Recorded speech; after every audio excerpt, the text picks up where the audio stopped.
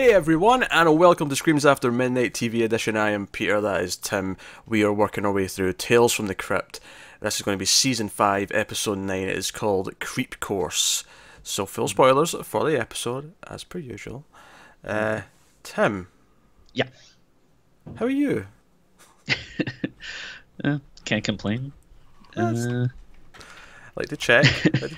You know, if nothing else, these weekly Tales from the Crypt discussions are basically me checking in Tim's health and just making sure that everything's okay. You know, he's all set in his ways, making sure there's nothing going on. I went to the dentist yesterday, and it all went well. So oh, good. That's always good. We weren't told you had a tumor somewhere or anything like that. So that's good. Yeah. Nope. No cavities. Mm. I could floss more, but who couldn't? Flossing sucks. Everyone hates it. No one does it.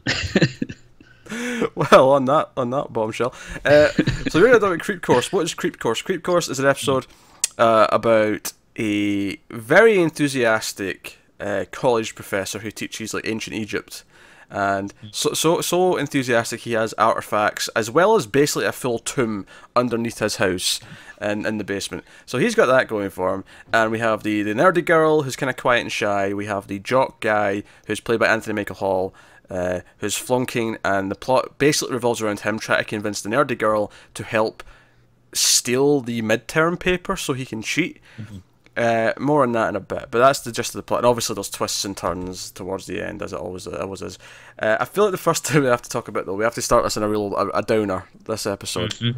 I wasn't sure if you knew about this, but you clearly do, since you understood what I meant by that. So the professor is played by Jeffrey Jones, who you might recognise from, he was in Ferris Bueller's Day Off, he was in Beetlejuice, so that's kind of his more prominent roles.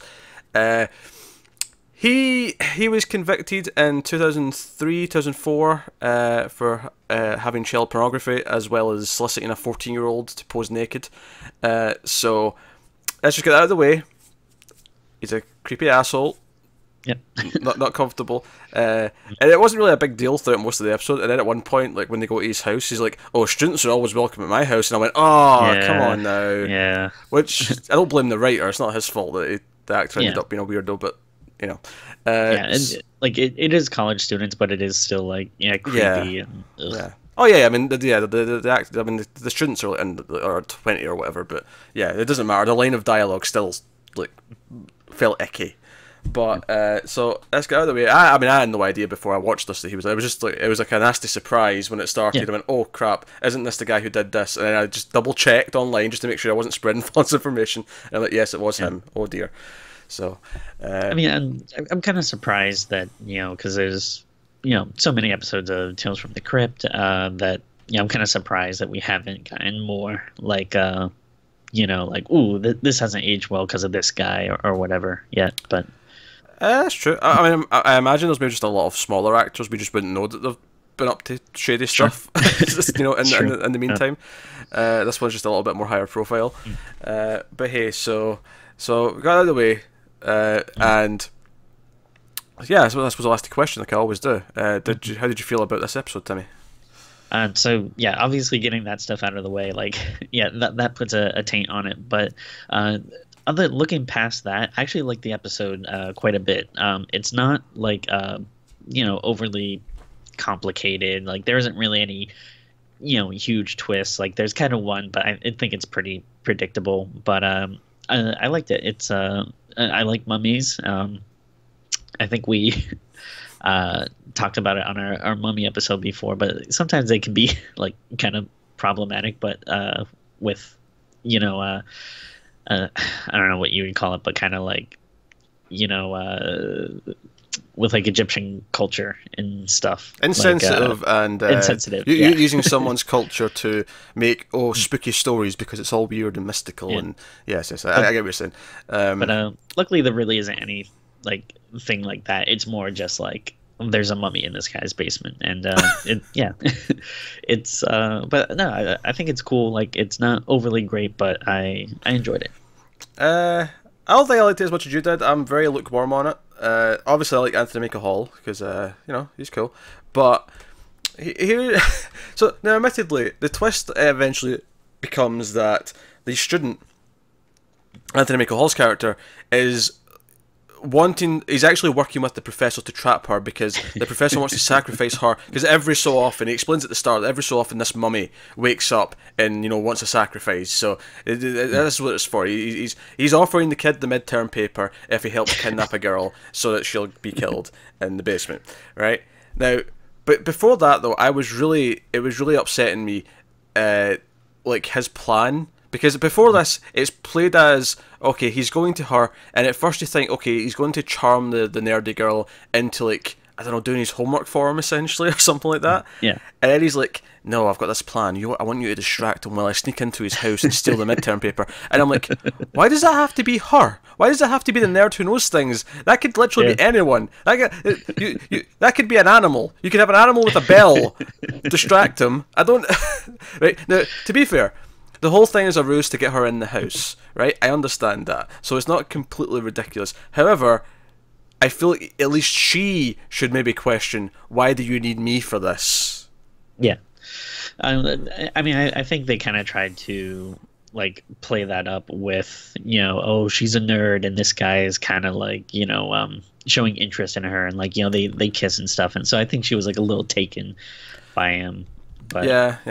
I mean, I think that's another thing, is that she comes off as being played as like the really shy high school girl who's maybe like 15 instead of 19, 20, whatever she actually is. Yeah. So it feels a little bit forced in that sense, because she's been very warm and like really shy and not being like, oh, you really you want to do something with me? Like, and it's just like, you seem a bit old for that, for this attitude, but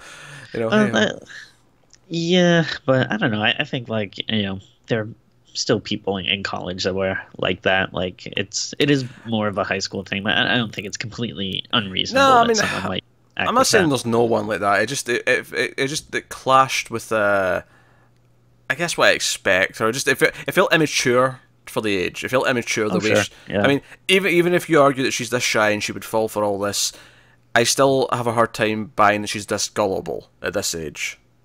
If nothing else, the asshole she would have had to have like avoid in high school would have at least taught her enough to be wary of this this guy who's like trying to like convince her, like.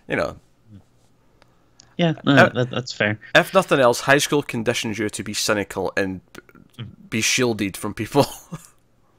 Well, I mean, I think though that they kind of even made a point, like when the professor is talking to her, and like the professor even calls her like, oh, like such a goody, like always does what teacher says. And I feel like that maybe that might be part of her personality. Like, even if she doesn't like it, she'll usually kind of do what someone says, just because I don't know, that's kind of the kind of person she is. Again, even that line where he says that, though, it feels like he's talking to someone who's, hell, not even high school. I feel that almost feels like middle school levels of. Oh, you're a goody two shoes. You always do what the teacher says. I don't recall anyone in high school using the phrase "goody two shoes" or anything like that. Yeah. What I kind of love about this plan is it is so like low stakes on, like, when you think about it, this guy is agreeing to kidnap and basically kill someone in order to get the midterm paper. Like, that is like such, I don't know, the one end of that is a lot heavier than the other. And even if you argue he doesn't know what's going to happen to her, right? He's still kidnapping someone and forcing her into someone's basement. There's like a number of creepy shit things that could be happening, beyond just murder behind that door once he leaves the house. Like, he is just like, this is the equivalent of someone walking into a restaurant and just giving someone a blank check and saying, "Hey, fill in your tip. Just go on, fill it in with whatever you want." Well, I also think it's crazy too that, like, why does the professor need this guy's help? Because, like, couldn't he have just been like, again, he says like, oh, like, you're such a goody, you do anything the teacher says. So it's like, why couldn't he have just been like, hey, come over to my house for this extra credit assignment or something? Like, why does he even need this person's help? Well, he was going to kill him as well, so I'm just going to assume that maybe he needed to kill someone else too. Like, he needed two victims, sure. And maybe that's what it was. I assume that the killing him was just more like, okay, now I'm going to kill you because... I need to cover my tracks. Yeah, I mean, you can read it like that, but I'm just going to give them the benefit of the doubt and say that he's doing that, and that was part of the plan. That was always part of the plan, because he's already like spiked his drink. He's already like getting ready to do that. But it's actually kind of we're kind of like making fun of the plans and stuff, but it's actually something I thought that was charming of the episode, because it's like so kind of cheesy and unnecessary.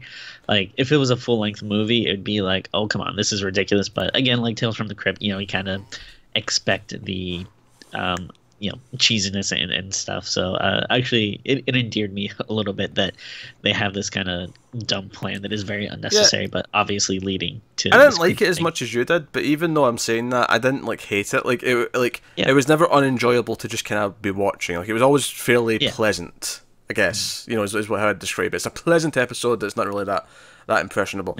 And of course, what we've not talked about is that when they leave her trapped in the room and the mummy does wake up, she basically gets this idea to pretend to be the princess, this old princess that the mummy wants to see when he wakes up, but because he doesn't, he gets, he wants to kill someone instead. But she pretends to be that princess, and because of that, when the guys come back downstairs and, basically the mummy's there to do her bidding. The mummy is like her soldier now, and she's all dressed up in, Egyptian clothes, which was very elaborate, might I say. And that's how they get the comeuppance, is both of them get killed. In fact, the professor gets the I don't know what you call it, but it's this thing I've always known about this thing. It's the tool to pull out the brain through the nose. I feel like we learned about that in school for some reason. Yeah, well, yeah, I think ancient Egypt's just a typical subject that like every school does for a while. Like let's learn about ancient Egypt. You do World War II. You do ancient Egypt. Maybe you learn about, I don't know. Rome, Italy, the benchmarks in history. Ancient Egypt's always one of them, but that's how he dies. He gets parts of his brain pulled out through the nose, and then I did actually quite like the ending though, where she's in class and she's all kind of in a daze. She's kind of like speaking in a very sort of monotone, very way, and there's a police officer and he's like, "Hey, you're going to have to come with me." And she's like, "Is there something wrong?" "I'm afraid there is." It's like, "Is it?" And I was like, "Why is she asking about a project if the police are like taking?" It's like, "What about my? Did I not get a good grade?" And then the camera turns around and you see she's actually brought the two mummified corpses of the student and the professor in coffins, or not coffins, sorry, sarcophagus. Sarcophagus, But so that's an amusing little ending. I'll give it that.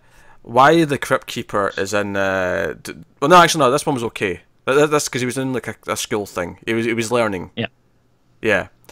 Full disclosure, we were doing 2 this week in terms of recording because Tim's not available next week at our usual time. I was just mixing up the Crypt Keeper segments with the next episode, so forgive that. But he's actually kind of on topic this week. He's a student of some kind. Like he's got the jersey on and he's learning. Yeah. And I bet the Crypt Keeper would get along with the mummy. I think they probably have a lot to talk about. I think they hit it off. Like, one thing I was kind of thinking about is like, man, I love the Crypt Keeper so much. There was a part of me that was like, man, I really hope we never find out like anything bad about him. Like, I don't want to. I mean, the actor? I hope. No, the actual Crypt Keeper himself. Well, what could we find out bad about the actual Crypt Keeper? What do you think we're going to find out? That he relishes in all these awful stories. He laughs at people's misery and death. What could we possibly find out that makes him worse? I just don't want him to be a creep. Like, I don't know. The Crypt Keeper is a creep, Tim. That's kind of the joke.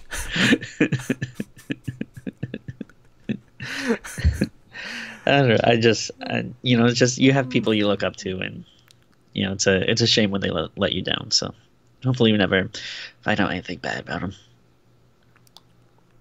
Well, I guess that's what was it? Creep Course. Yeah, Creep Course. Yeah. It was an okay episode. It wasn't. I don't think it was super memorable, but it was fairly pleasant while it was on. It didn't drag. It went in at a nice pace. Yeah, I'd say it's about average, but I don't know. Sometimes average like stands out because This sometimes season they're pretty bad. Yeah, this season average has stood out because this season has been mostly kind of weak, unfortunately. But hey, so that's Tales from the Crypt, season 5, episode 9, Creep Course. Let us know what you thought of the episode in the comments below. Like, subscribe, all the usual stuff. Get us on Twitter at mailed_fuzz for channel updates. If you want to support the channel, head over to patreon.com/mailfuzztv. You can get us over there. There's a link in the description. You get these episodes a week early at the $1 tier, and then there's obviously other bonuses for other things and whatnot. So check all that out. But otherwise, that is us. So thank you once again for watching. We always appreciate it. Keep watching scary TV, guys. We'll see you next time.